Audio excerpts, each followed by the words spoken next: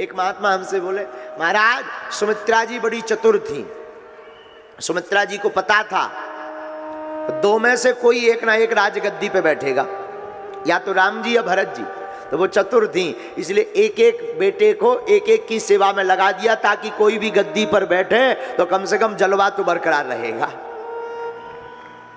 कुतर्की बोल, जो आजकल के लोग हैं वो ऐसी बुद्धि लगाते हैं, और हम लोग आज के जमाने के लोग हैं तो ये बुद्धि सहज भी है। लेकिन मां सुमित्रा का ऐसा कोई भाव नहीं। मां सुमित्रा का भाव तो बड़ा अटूट है। रामचरितमानस कभी आप पढ़ना, राम जी का धर्म सामान्य धर्म है, एकदम सामान्य धर्म। लक्ष्मण जी का विशेष धर्म है, लेकिन भरत जी का विशेष तर धर्म है। लेकिन रामायण कभी आप पढ़ना तो रामायण में शत्रुघ्न जी का धर्म सर्वोत्तम उत्तम धर्म माना गया है। हाँ, राम जी का सामान्य धर्म है, और लक्ष्मण जी साथ में हैं तो प्रभु से ऊर्जा मिल रही। राम जी का जब वनवास हो गया, राम जी चले गए, महाराज दशरथ जी का प्राणांत हो गया। भरत जी और शत्रुघ्न जी जब आए, चित्रकूट भगवान को मनाने गए, भगवान जब नहीं माने तो पादुका लाए हैं भरत जी।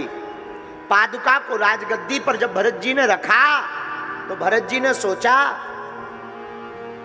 कि हम भगवान के सेवक हैं, और अगर हम प्रभु के समान रहेंगे तो सेवक और स्वामी में अंतर क्या होगा। भगवान जमीन पर लेटेंगे वन में, तो भरत जी कहते हम भूमि में गड्ढा खोदकर लेटेंगे। और आप सुनकर चौंक जाएंगे, श्री भरत जी जब तक प्रभु वन में रहे 14 वर्ष तक, तब तक श्री भरत जी गाय को जौ खिलाते थे, और गाय जो गोबर करती थी उस गोबर से जौ के दाने को बीनकर पीसकर जो भी रोटी बन जाती थी उसको पाकर के जीवन व्यतीत किए हैं भरत जी। लेकिन ठीक है, भरत जी के पास तो साधन था। सबसे ज्यादा उत्तम धर्म है श्री शत्रुघ्न जी का रामायण में, सबसे उत्तम। राम जी वन चले गए, लक्ष्मण भैया साथ गए, भरत जी नंदीग्राम चले गए। अब पूरी जिम्मेदारी शत्रुघ्न जी पर, तीनों माताओं को संभालना, गायों को संभालना, घोड़ों को संभालना। जब राम जी वन चले गए तो अयोध्या की दशा बिगड़ गई। माताएं 3-3 दिन तक भोजन नहीं करती। शत्रुघ्न जी देख करके परेशान, शत्रुघ्न जी आंखों के आंसू छिपाकर पीछे मुड़कर रो लेते, और जाकर के मां कौशल्या के भवन में जाके कहते, मां क्या तुम अपने शत्रुघ्न को भोजन नहीं कराओगी? क्या मां राम ही तुम्हारे बेटा है? मां क्या लक्ष्मण जी भर बेटा है, ये शत्रुघ्न तुम्हारा बेटा नहीं है? तुरंत मां कौशल्या आंसू पहुंचकर उठती, तुरंत शत्रुघ्न जी को प्रसाद पवाती। लेकिन शत्रुघ्न जी कहते, मां पहले तुम पाओ। तीनों माताओं को भोजन कराते शत्रुघ्न जी, केवल माताओं को नहीं। शत्रुघ्न जी जाते गौशाला में, जो गायें हैं, जिन गायों के दूध से राम जी नित्य अभिषेक करते थे, वो गायों आंसू टपका रही हैं। शत्रुघ्न जी गायों को लेते, मुख को पकड़कर अपने हृदय में लगा लेते, और गायों के कान में जाकर कहते, मां, हे गाय मां, क्या तुम रोओगी? अन्न दाना नहीं खाओगी? अरे आप अगर खाएंगी नहीं तो 14 साल बाद जब राम जी लौटेंगे ना, कमजोर पड़ जाओगी, दूध देना बंद कर दोगी, राम जी किसी और गाय का दूध लेंगे, तब तुम्हें बहुत बुरा लगेगा। एक काम करो, तुम पहले जाकर के भोजन करो। जिन घोड़ों पर बैठकर राम जी गए, उन घोड़ों की दशा क्या कहना। रामायण में तो अद्भुत वो घोड़े रो रहे जिन पर राम जी रथ पर आरूढ़ होकर गए, उन घोड़ों की लगाम पकड़कर शत्रुघ्न जी गले लगा लेते। हाँ? रो मत, कमजोर पड़ जाओगे, पानी पियो खूब। आप रोगे तो जब राम जी 14 साल बाद आएंगे, राजा बनेंगे, तो तुम्हें प्रयोग में नहीं लेंगे। घोड़ों को भोजन कराते, गायों को भोजन कराते, तीनों माताओं को भोजन कराते, पूरी प्रजा को चुप कराते शत्रुघ्न जी, पूरी प्रजा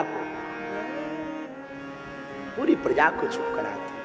तो साधु, राम जी का धर्म तो सामान्य है, लक्ष्मण जी का विशेष धर्म है, भरत जी का विशेष तर धर्म है, लेकिन हमारे शत्रुघ्न जी का तो बहुत सर्वोपरि धर्म है रामायण। रामायण को कभी दूसरी दृष्टि से देखना, रामचरितमानस की दृष्टि अद्भुत है। तीनों माताओं पूजनीय हैं, लेकिन कैकेयी बहुपूजनीय है। इसलिए हमने कल प्रार्थना की थी व्यासपीठ से, कैकेयी मां निंदा की पात्र नहीं है, हमारी मां कैकेयी वंदना की पात्र है। वंदना करो, मां कैकेयी की वंदना करो। मां कैकेयी कोप भवन में जाती, विलाप करती, महाराज दशरथ आते। दशरथ कहते, कहो क्या बात है, पूरा खेल तो सरस्वती का रचाया है, और देवताओं के मन में भाव भी है कि राम राजा अयोध्या के ना बने, राम राजा बन के राजा बने। मां कैकेयी कहती, आप बार बार कहते मांगो मांगो पे कहो प्रिय, कबहू देहु न लेहु, देन कहूं वरदान दुई, त्यों पावत संदेह। ये जो 2 वरदान के वचन हैं, इसके लेख 2 जगह मिलते हैं। एक तो देवासुर संग्राम में, महाराज दशरथ देवासुर संग्राम में युद्ध कर रहे थे, रथ की पहिया की कील निकल गई, मां कैकेयी साथ गई थी। देखो, पत्नी हो तो ऐसी, पत्नी का अर्थ है जो पति को पतन से बचावे, वो पत्नी। हाँ, अब कई माताएं तो ऐसी भी होती हैं जो पति को पतन के मार्ग में ही ले जाती। पत्नी का अर्थ है जो पति को पतन से बचावे, भोग से बाहर निकालकर राम रूपी योग में जो जोड़ देवे, वो पत्नी है। लेकिन क्या वीरता कैकेयी मां की, कील निकल गई पहिया की, अपनी उंगली को ही कील की जगह पर लगा दिया और कष्ट सहती नहीं। युद्ध हो गया, महाराज दशरथ जी को भान हुआ तो कहा, तुमने आज हमारा दिल जीत लिया, कुछ मांगो, मैं तुम्हें क्या दूं। 1 नहीं 2 वरदान मांगो। कैकेयी मां कहती, महाराज मुझे अभी नहीं चाहिए, जब शुभ समय आएगा तब हम आपसे वरदान मांग लेंगे। एक तो ये कथा है। दूसरी कथा, कैकेयी मां के पिता अश्वपति, आप जो है बड़े धर्मात्मा, महाराज दशरथ जी हाथ मांगने गए तो कैकेयी महाराज ने, कैकेयी देश के जो राजा थे, कैकेयी महाराज ने कहा कि देखो, आप चक्रवर्ती हैं और हमारी बेटी का हाथ विवाह के लिए मांगा, ये हमारा सौभाग्य है, लेकिन एक निवेदन है, क्या कृपा करके हम शर्त रखेंगे, उस शर्त के अनुसार ही विवाह पूर्ण होगा। क्या शर्त है? हमारी बेटी के कोख से जो संतति होगी वही राजगद्दी पर बैठने की अधिकारी होगी। ऐसा कहा। जब इतना कहा तो राजा दशरथ जी तो इस शर्त के पक्षधर नहीं थे, क्योंकि पूर्व में ही कौशल्या और सुमित्रा जी से विवाह हो चुका था। लेकिन वशिष्ठ जी के कहने पर ये बात तय हो गई।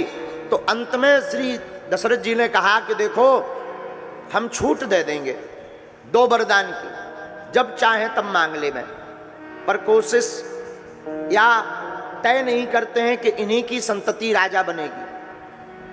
उसी वक्त निर्णय लिया जाएगा, पर 2 वरदान मांगने का अधिकार दिया जा रहा है। तब विवाह हुआ।